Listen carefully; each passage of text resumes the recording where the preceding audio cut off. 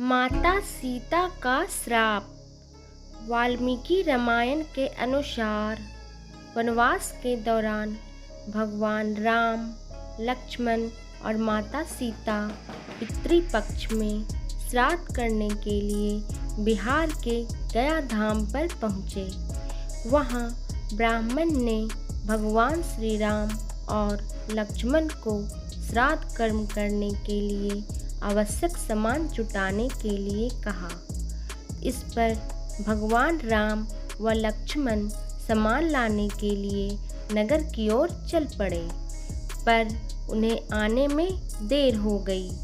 ब्राह्मण देव माता सीता से आग्रह किए कि पिंडदान का समय निकलता जा रहा है। यह सुनकर माता सीता व्याकुल हो जाते हैं।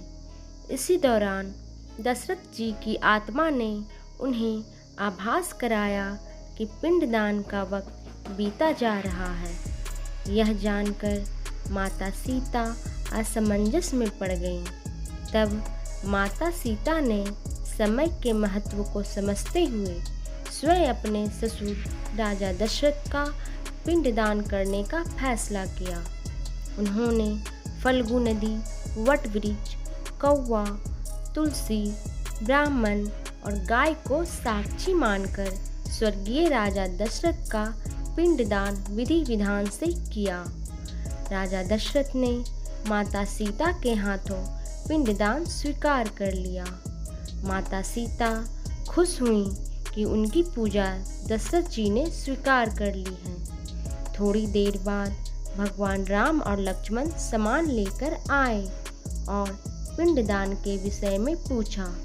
तब माता सीता ने कहा कि समय निकल न जाए, इसलिए उन्होंने फल्गु नदी, गाय, कौवा, तुलसी, ब्राह्मण और वट वृक्ष को साक्षी मानकर स्वयं पिंडदान कर दिया। आप इन सब से सच पूछ सकते हैं। भगवान राम ने जब इन सब से पिंडदान किए जाने की बात सच है या नहीं पूछा, तो फल्गु नदी, गाय, कौवा, तुलसी और ब्राह्मण पांचों ने प्रभु राम का क्रोध देखकर झूठ बोल दिया कि माता सीता ने कोई पिंडदान नहीं किया है। पर वट वृक्ष ने सत्य कहा कि माता सीता ने सबको साक्षी मानकर विधि पूर्वक राजा दशरथ का पिंडदान किया है। झूठ बोलने के कारण माता सीता ने क्रोधित होकर उन्हें आजीवन श्राप दे दिया। फल्गु नदी को श्राप दिया कि वह सिर्फ नाम की नदी रहेंगी, उसमें पानी नहीं रहेगा। इसी कारण फल्गु नदी आज भी गया में सूखी है। गाय को श्राप दिया कि गाय पूजनीय होकर भी सिर्फ उसके पिछले हिस्से की पूजा की जाएगी और गाय को खाने के लिए इधर उधर भटकना पड़ेगा। माता सीता ने ब्राह्मण को कभी भी संतुष्ट न होने और कितना भी मिले उसकी दरिद्रता बनी रहने का श्राप दे दिया। इसी कारण ब्राह्मण कभी भी दान दक्षिणा के बाद भी संतुष्ट नहीं होते हैं। माता सीता ने तुलसी को श्राप दिया कि वह कभी भी गया की मिट्टी में नहीं उगेंगी और यह आज तक सत्य है कि गया की मिट्टी में तुलसी नहीं फलती हैं। और कौवा को हमेशा लड़ झगड़ कर खाने का श्राप दिया।